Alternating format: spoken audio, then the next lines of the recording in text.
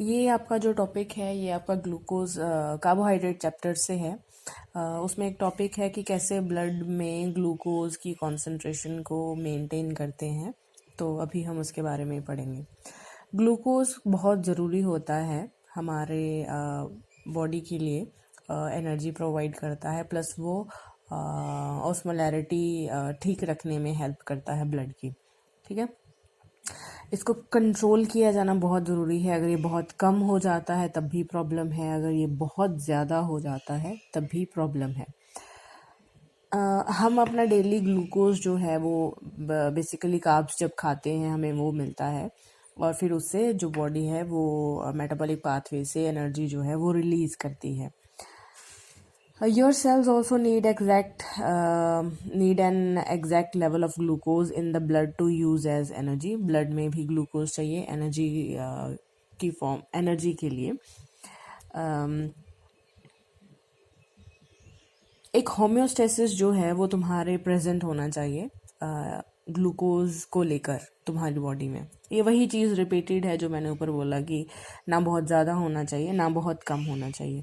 इसमें मेन जो इम्पॉर्टेंट चीज़ है वो ये कि ग्लूकोज के जो रिसेप्टर्स हैं वो प्रेजेंट होते हैं आयल्स ऑफ लैंगरहैंस में।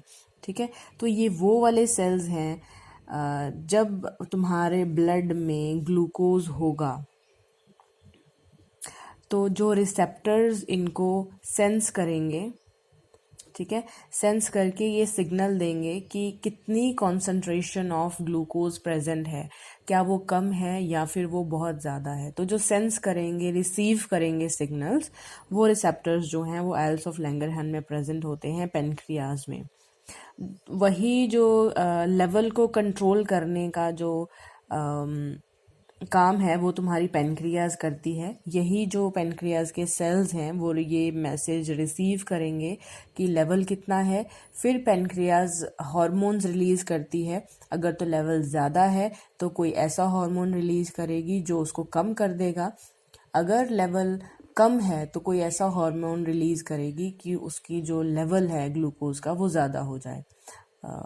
ठीक है, दो हार्मोन्स रिलीज करती है, एक है इंसुलिन और एक है ग्लूकागॉन। ठीक है, एक जो है वो अगर बहुत ज़्यादा कॉन्सेंट्रेशन ऑफ ग्लूकोज है इन योर ब्लड, देन जो कॉन्सेंट्रेशन इंसुलिन जो है वो एक मैकेनिज्म के साथ वो लेवल ऑफ ग्लूकोज कम कर देगी। ठीक है, uptake of glucose in the cells वो इंक्रीज हो जाएगा और ग्लाइकोजन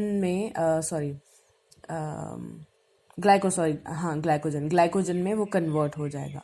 अगर level of glucose in your blood बहुत कम हो गया है तो ग्लूकागॉन हार्मोन जो है वो रिलीज होगा। ग्लूकागॉन क्या करेगा, लिवर में के अंदर और जो मसल्स के अंदर तुम्हारा ग्लाइकोजन है उसको तोड़कर ग्लूकोज बनाएगा और सेल्स में से ब्लड की तरफ ग्लूकोज को रिलीज कर दिया जाएगा, ताकि जितना लेवल था पहले उतना ही दोबारा से हो जाए जो नॉर्मल एक रेंज रिक्वायर्ड होती है। ठीक है, इफेक्टर ऑर्गन लिवर है, दैट मीन्स कि जो हार्मोन्स रिलीज हुए, जो पेनक्रियाज है वो सिग्नल्स रिसीव करेगी और हार्मोन्स रिलीज करेगी उस सिग्नल के अकॉर्डिंग। कौन सा हार्मोन रिलीज करना है, इंसुलिन करना है या ग्लूकागॉन करना है। इफेक्ट किस ऑर्गन के ऊपर पड़ेगा, लिवर के ऊपर। अब लिवर का काम है कि उसको ब्लड में से ग्लूकोज उठाना है या उसमें डालना है। ठीक है, नेक्स्ट चलते हैं। उसके बाद है यही चीज़, नॉर्मल ब्लड ग्लूकोज लेवल कैसे मेंटेन होगा।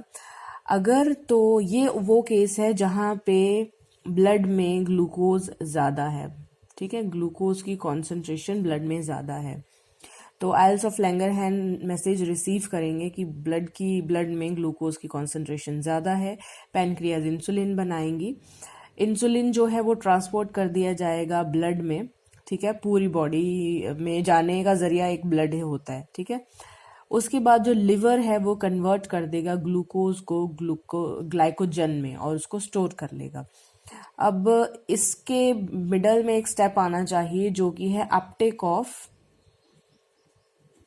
Glucose by cells. ये भी ड्यू टू इंसुलिन ही होता है। रिसेप्टर्स जो चैनल्स हैं, चैनल्स नहीं बोल सकते, चैनल्स नहीं होते बेसिकली, ग्लूकोज के ट्रांसपोर्ट के लिए प्रोटीनेशियस एक बॉडी होती है, आई डोंट थिंक उसको चैनल बोलते हैं या क्या बोलते हैं, ठीक है। तो अपटेक जो है वो इंक्रीज हो जाता है, तो ब्लड से सेल के अंदर ग्लूकोज चला जाता है और सेल में जाके वो ग्लाइकोजन में कन्वर्ट हो जाता है और स्टोर हो जाता है लिवर में प्लस मसल्स में, ठीक है। तो दोबारा से सेल्स के अंदर स्टोर हो गया और जो तुम्हारा ब्लड था उसमें लेवल जो है दोबारा से उतना हो गया जितना रिक्वायर्ड था। इन केस जब तुम्हारा कॉन्सेंट्रेशन ऑफ ग्लूकोज कम है इन ब्लड तो क्या होगा, पैनक्रियास ग्लूकागॉन हार्मोन रिलीज करेगी, ग्लूकागॉन पूरी बॉडी की तरफ जाएगा और ग्लाइकोजन को कन्वर्ट कर देगा दोबारा से ग्लूकोज में और सेल्स में से ब्लड में ट्रांसपोर्ट कर दिया जाएगा ग्लूकोज, तो फिर से मेंटेन हो गया। तो ये मैकेनिज्म है, ठीक है। ये जो पिक्चर क्या डिपिक्ट करती है, इसी को दोबारा से उसने, ये पहला केस है, केस 1 लिख सकते हो तुम कि पहले केस में क्या हुआ। अगर बहुत ज़्यादा ग्लूकोज है ब्लड में, ठीक है, रिसेप्टर सेल्स जो है इंसुलिन के, अब ये तुम्हारा ब्लड है, ठीक है, इसमें ग्लूकोज है, रिसेप्टर्स ने देखा कि बहुत ज़्यादा, अब पेनक्रियाज में भी तुम्हारी आर्टरीज वगैरह, नॉट आर्टरीज, जो तुम्हारी ब्लड लेके जाती है वो वहाँ पे भी प्रेजेंट होती है, ठीक है। तो वहाँ पे जो ब्लड गया, तो अगर बहुत ज़्यादा ब्लड है तो इंसुलिन रिलीज होगा और इंसुलिन लिवर तक पहुँचेगा, जिसके साथ कि तुम्हारा जो ग्लूकोज है वो ग्लाइकोजन में कन्वर्ट हो जाएगा, ठीक है। तो ये लिवर में उन्होंने ग्लाइकोजन को दिखाया हुआ है कि ग्लूकोज से ग्लाइकोजन जो है वो कन्वर्ट हो गया। अभी सेकंड केस देखते हैं। सेकंड केस ये वाला है। अब इसमें क्या है, ब्लड में ग्लूकोज कम है। अब ब्लड में ग्लूकोज कम होगा तो क्या होगा, ग्लूकागॉन रिलीज होगा और जो लिवर का ग्लाइकोजन है वो कन्वर्ट करके ब्लड में दे दिया जाएगा। ये हार्मोन है ग्लूकागॉन, और ग्लाइकोजन को तोड़ के ग्लूकोज बना दिया जाएगा, तो दोबारा से ये ठीक हो जाएगा। अब केस आता है डायबिटीज़ का कि अगर तुम्हारा इंसुलिन है वो अच्छे से काम नहीं करता है, तो ब्लड में बहुत ज़्यादा ग्लूकोज होने के बाद भी वही जो रिसेप्टर्स की हमने बात की थी पीछे, वही रिसेप्टर्स जो हैं वो ख़राब हो जाते हैं, जिसकी वजह से सेंस नहीं हो पाता, इंसुलिन रिलीज नहीं हो पाती और ब्लड में ग्लूकोज का लेवल बढ़ता ही रहता है। तो उसी केस को हम डायबिटीज़ बोलते हैं। ये नॉर्मल केस है। नॉर्मल केस में क्या है कि हमने खाना खाया तो ब्लड में जो लेवल ऑफ ग्लूकोज है वो इंक्रीज हो गया, बट क्योंकि इंसुलिन प्रोड्यूस हो गई, ये नॉर्मल पर्सन के लिए है। नॉर्मल पर्सन में खाना खाने के बाद इंसुलिन रिलीज हो जाती है और जो ग्लूकोज है वो ग्लाइकोजन में कन्वर्ट हो गया। ग्लाइकोजन में कन्वर्ट होके सेल्स में ब्लड में से ग्लूकोज सेल्स में चला गया। तो ये जो ग्लूकोज कॉन्सेंट्रेशन है ये इन ब्लड है, ठीक है। तो ब्लड में दोबारा से कॉन्सेंट्रेशन जो नॉर्मल थी वही आ गई है। ये जो केस है ये डायबिटिक पर्सन का केस है। उसके केस में क्या होता है, मील जब वो ले लेता है जिसमें बहुत ज़्यादा शुगर है तो एकदम से राइज हुआ जैसे कि एक नॉर्मल बंदे में होता है। अब यहाँ तक कर्व जो है दोनों का सेम है। प्रॉब्लम आती है उसके बाद जहाँ पर इंसुलिन को रिलीज होना होता है। तो डायबिटिक पर्सन में इंसुलिन रिलीज नहीं होती है, जिसकी वजह से सेल्स में ग्लूकोज नहीं जाएगा, वो सिर्फ और सिर्फ ब्लड में ही रहेगा। तो जो लेवल कॉन्सेंट्रेशन ऑफ ब्लड है वो नॉर्मल पे नहीं आ पाता है। इस बीच अगर वो फिर से खाना खा लेता है तो ये कर्व फिर से आपकी तरफ जाएगा और फिर से ऐसे होगा, ठीक है। ये थर्ड केस है, डायबिटिक है, ठीक है। इसमें क्या है कि ग्लाइकोजन लिवर में है, ब्लड में ग्लूकोज है, बट क्योंकि इंसुलिन नहीं है उस डायबिटिक पर्सन में, तो क्या होगा, इंसुलिन जो है वो glucose from blood to liver जाना उसका नहीं करा पाएगा सही, ठीक है। तो अगर वो जा नहीं रहा है तो ब्लड में ही तुम्हारा ग्लूकोज रहेगा। तो ये थर्ड केस है। फिर उसने और खाना खाया तो जो ग्लूकोज इन ब्लड है वो बहुत ज़्यादा बढ़ गया, तो वो डेंजरस लेवल पे आ गया। ठीक है, लास्ट टॉपिक है कि ग्लूकोज का लेवल मेंटेन, पहले 3 केसेस थे, ये चौथा केस आता है कि कब ग्लूकोज का लेवल है वो इंक्रीज होता है। ठीक है, वो आता है जब फाइट और फ्लाइट मोड होता है, जब तुम बहुत ही डर जाते हो या कोई ऐसी सिचुएशन आती है कि जिसमें ब्रेन, अब इतना तुम्हें पता है कि ब्रेन को खाली सिर्फ एनर्जी ग्लूकोज से मिलती है। ठीक है, तो अगर ब्रेन को बहुत जल्दी जल्दी काम करना है तो उसको ग्लूकोज चाहिए।